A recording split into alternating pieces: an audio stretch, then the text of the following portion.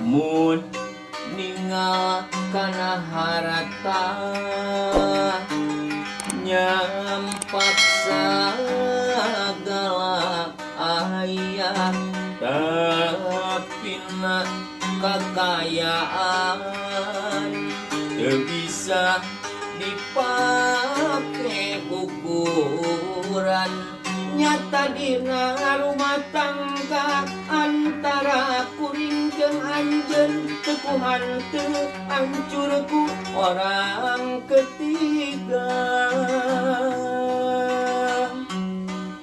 Kleung aduh Allah angkleung sagara ombak-ombakan keunginan jeung lodang sajeroning pisah ranjang.